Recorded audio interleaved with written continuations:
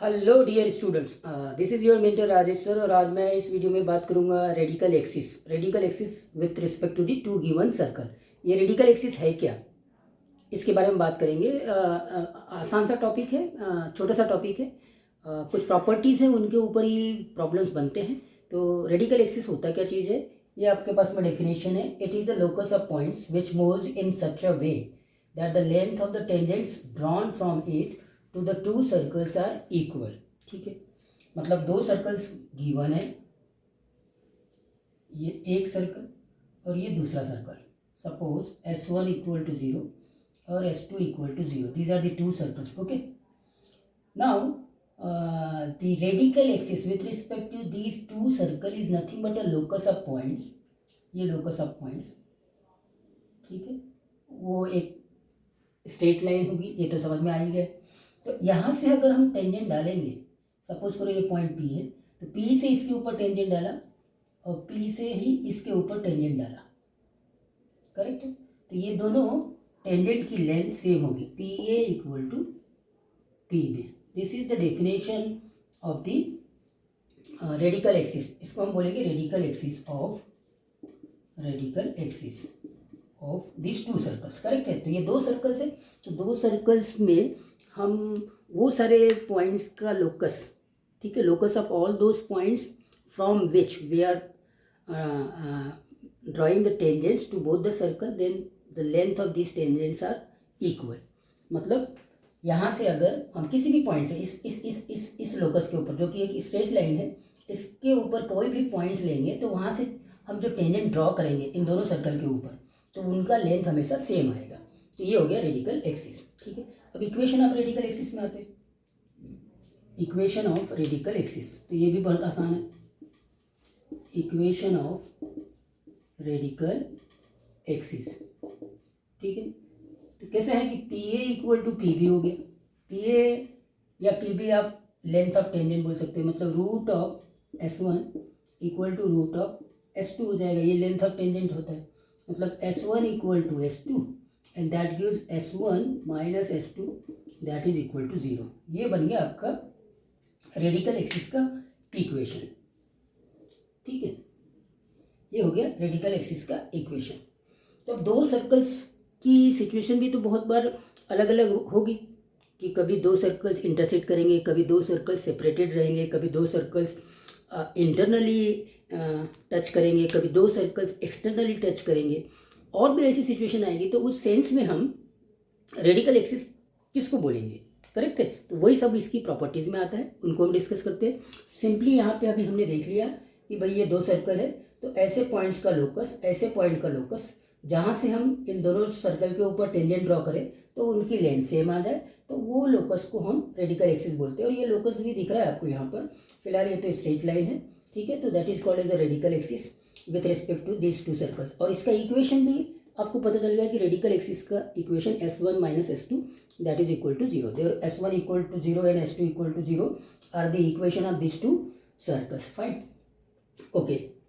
अब क्या होएगा ना, इसकी प्रॉपर्टीज़ भी खास बात क्या चलने वाली है वो भी देख लेते हैं।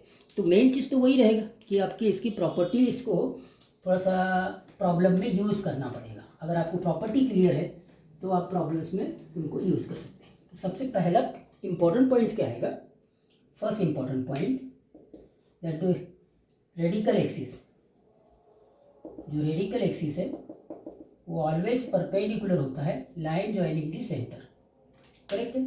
अगर ये सर्कल के सेंटर C1 और C2 है, तो इन सेंटर्स को ज्वाइन करने वाली जो भी लाइन होगी वो रेडिकल एक्सिस के ऊपर परपेंडिकुलर होगी। ये बात समझ में आई क्या। तो radical axis is always perpendicular to the line joining the centres of the circles, correct. एक और ख़ास बात, दूसरी इंपॉर्टेंट पॉइंट भी बता रहा हूँ कि मान लिया जाए R1 इक्वल टू R2 है, ठीक है। If R1 equal to R2 then radical axis perpendicular होगी इसके ऊपर line joining C1 and C2 and also यहाँ पर ये जो पॉइंट है ना, ये M जो है वो C1 C2 का मिड पॉइंट हो जाएगा।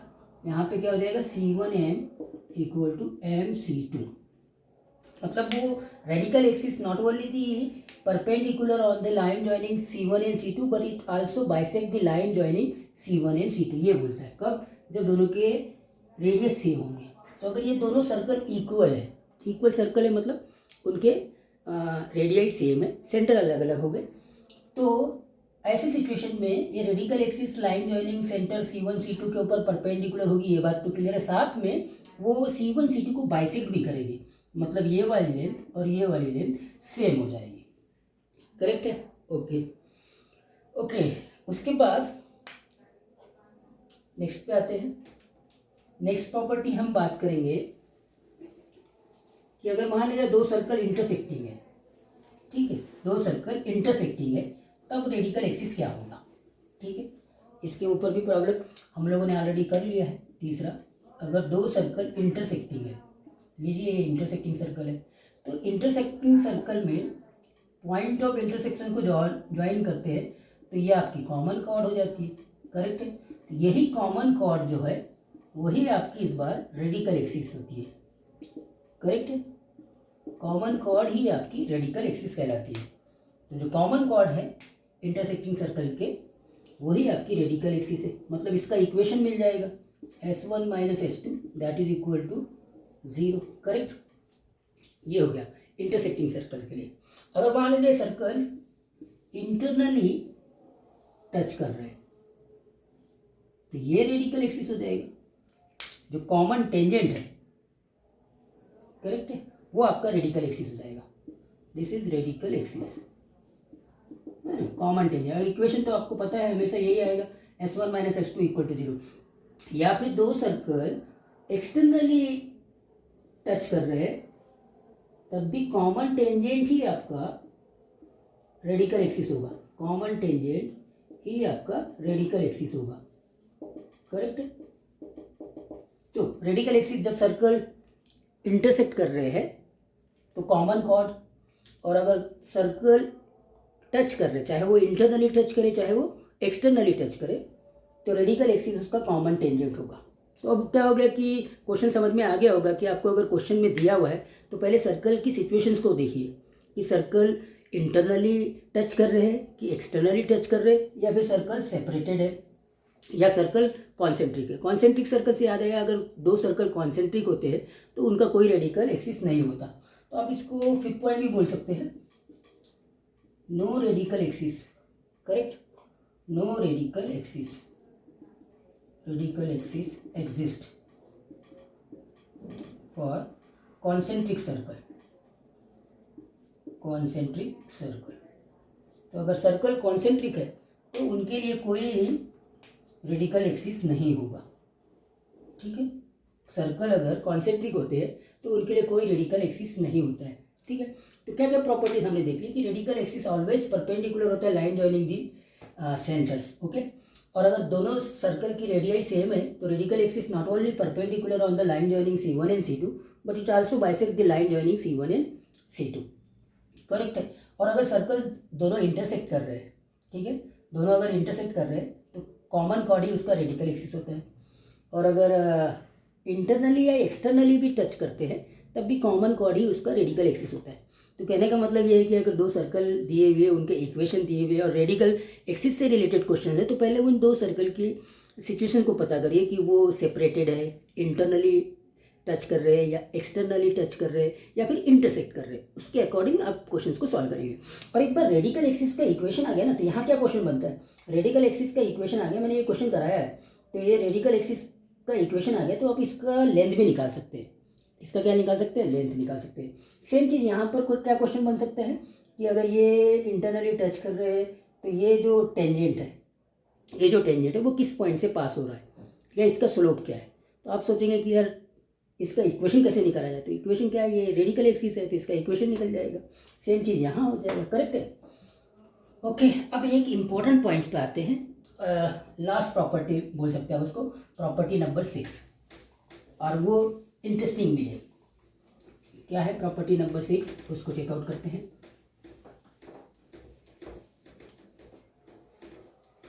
हाँ, तो प्रॉपर्टी नंबर 6 ये है और इम्पोर्टेंट, अगर मान लीजिए ये दो सर्कल है, ठीक है, और ये दो सर्कल को आप कोई तीसरा सर्कल ऑर्थोगोनली इंटरसेक्ट कर रहा है, मतलब ये S1 है, ये S2 है और ये S है, तो क्या होगा, S1 एंड S2 आर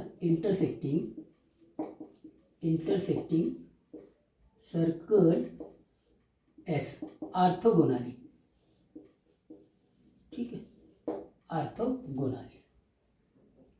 तो इन दोनों सर्कल का जो रेडिकल एक्सिस होगा ना, वो locus of centre of such circle होगा।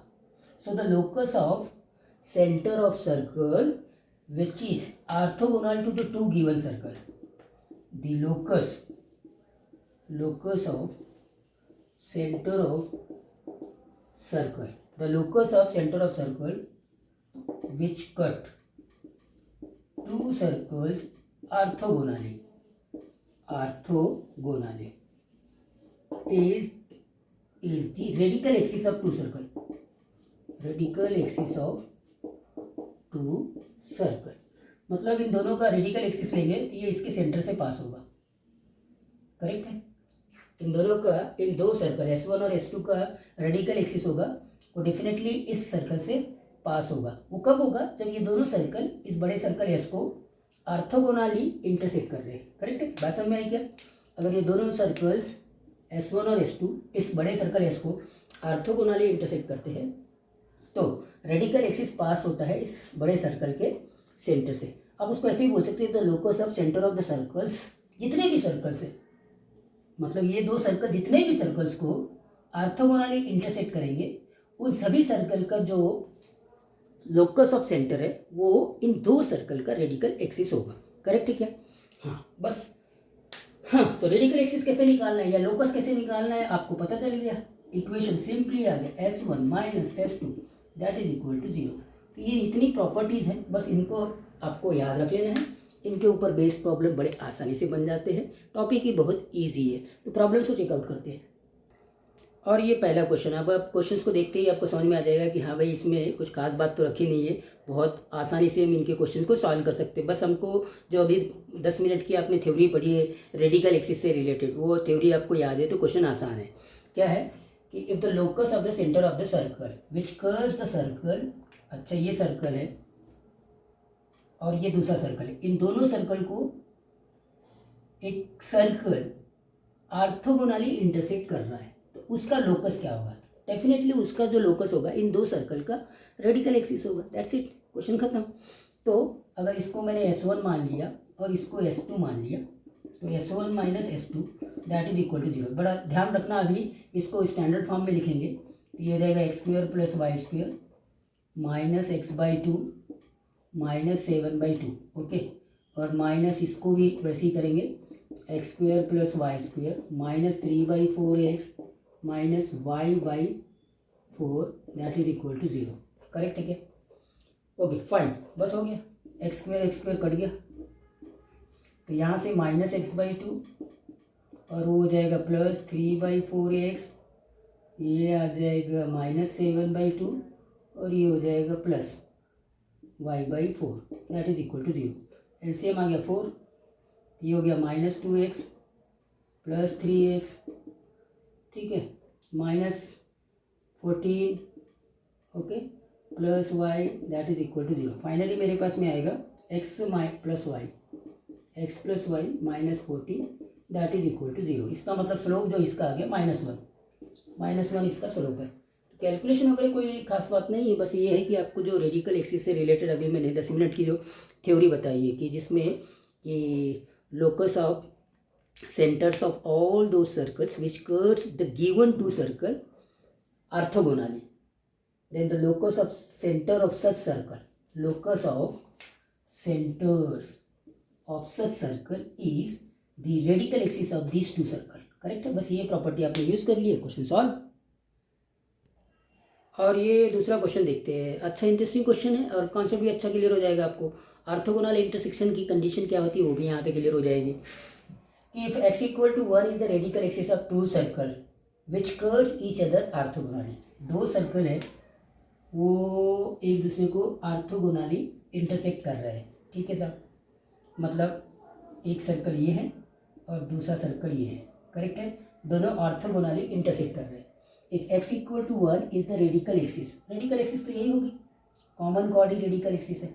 और इसका इक्वेशन दिया हुआ है x इक्वल टू 1, ठीक है। इसमें से एक सर्कल का इक्वेशन है, S1 का इक्वेशन है x square plus y square minus 9, correct. अब हमको निकालना है दूसरे इक्वेशन का सर्कल, और ये दोनों सर्कल ऑर्थोगोनली इंटरसेक्ट हो गए। तो मान लीजिए मैंने S2 को ले लिया, x square plus y square plus 2gx plus 2fy plus c, ये मैंने S2 ले लिया, करेक्ट है, फाइन। तो अब क्या है कि दोनों सर्कल ऑर्थोगोनली इंटरसेक्ट कर रहे हैं, प्लस उनका ऑलरेडी रेडिकल एक्सिस है। तो एक काम करते हैं, हम रेडिकल एक्सिस से स्टार्ट करते हैं, करेक्ट है क्या। तो रेडिकल एक्सिस क्या हो जाएगा, S1 minus S2 that is equal to 0। तो एक्स स्क्वेयर तो कट गया, माइनस 9 और फिर ये minus 2gx minus 2fy minus c equal to 0।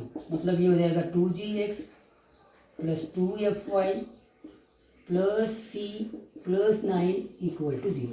ये हो गया रेडिकल एक्सिस का इक्वेशन, करेक्ट है क्या।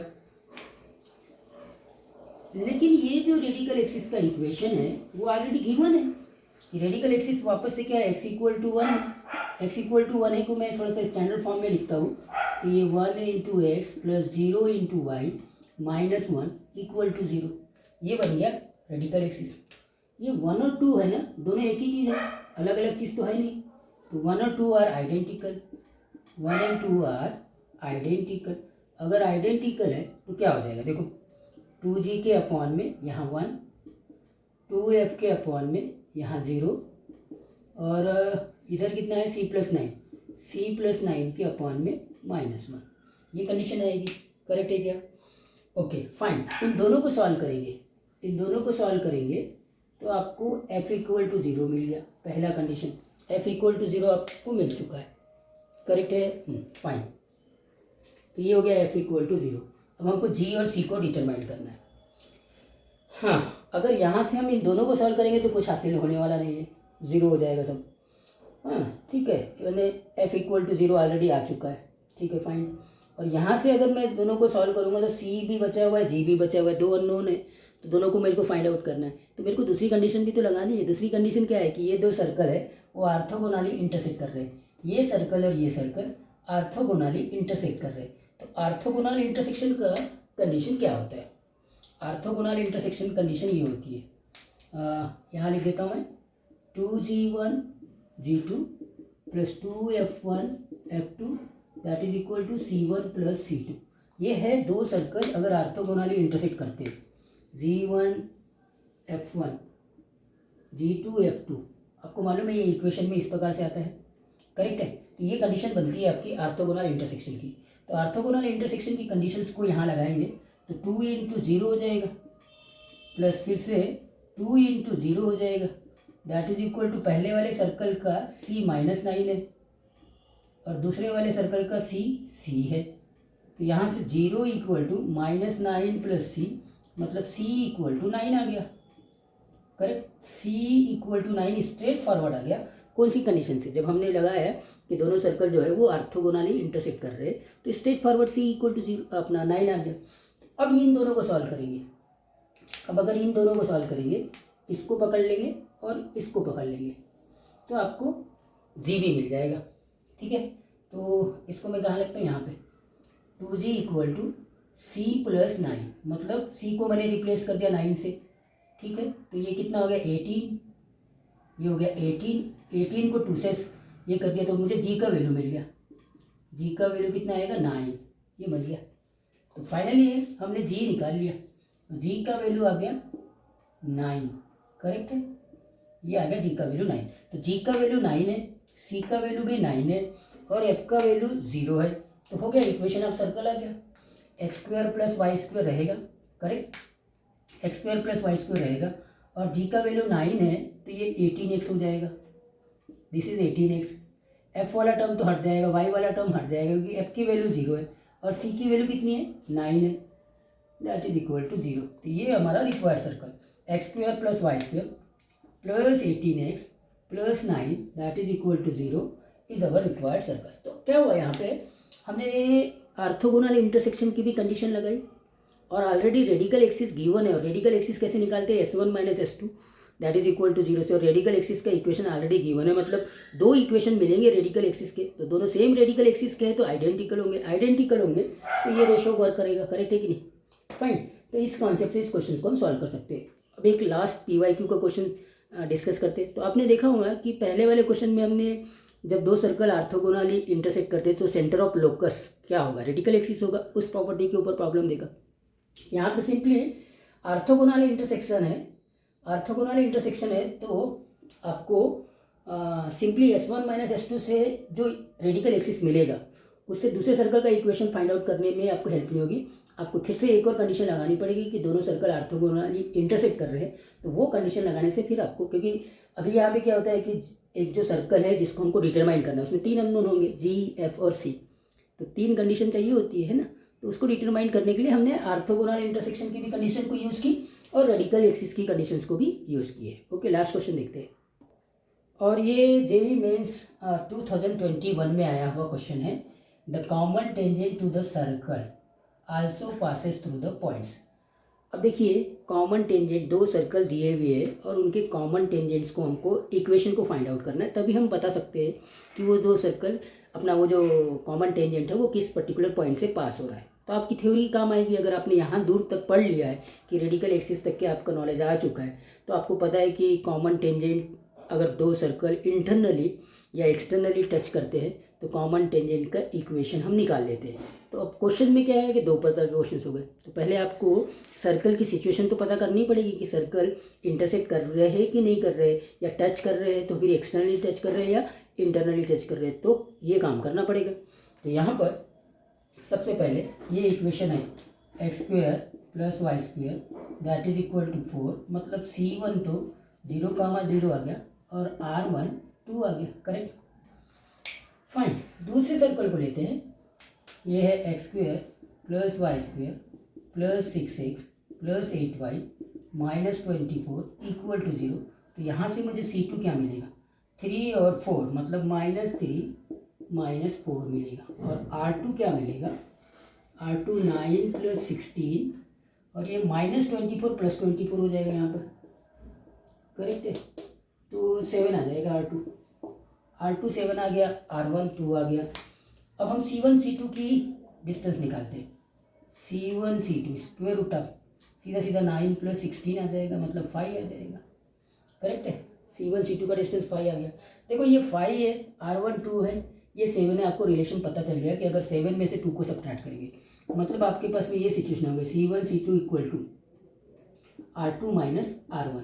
करेक्ट है, और ये सिचुएशन किसकी होती है, ये सिचुएशन तब होती है जब सर्कल इंटरनली टच करते हैं। अगर सर्कल इंटरनली टच कर रहे हैं, ठीक है, तो फिर ये आपका कॉमन टेंजेंट और यही आपका रेडिकल एक्सिस, यही आपका कॉमन टेंजेंट है और यही आपकी रेडिकल एक्सिस है। बताया था मैंने, रेडिकल एक्सिस। करेक्ट है, तो इसका इक्वेशन भी आ गया S1 - S2 that is equal to 0। दो सर्कल कहाँ पर है, ये है x² + y²। तो एक काम करो, -4 पहले लिख दो, ठीक है, -4, और यहाँ से सब्ट्रैक्ट कर रहे हैं हम इस इक्वेशन को, तो ये तो सब कैंसिल हो जाएंगे, तो -6x आ जाएगा, ठीक है, -8y आ जाएगा और +24 आ जाएगा दैट इज इक्वल टू 0। तो फाइनली अब यहाँ से एक कौन से पर्टिकुलर पॉइंट से पास हो रहा है ये आप पता कर सकते हैं। करेक्ट, ठीक नहीं, तो ये हो जाएगा -6x -8y +20 = 0। ठीक है, इसी में आप क्या करो, -3 से डिवाइड कर दो तो 2x। ओके, नहीं 3 से डिवाइड नहीं, 2 से करना पड़ेगा।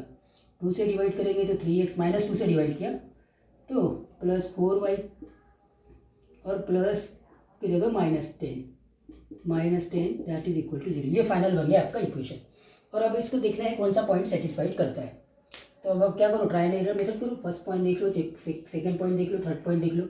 मेरा देखा हुआ है ये ऑलमोस्ट C पॉइंट्स को वेरीफाइड करता है। देखो C 6 18 हो गया, 18 - 8 18 - 8 10 आ गया और ये -10 है, तो ये ऑप्शन C करेक्ट है।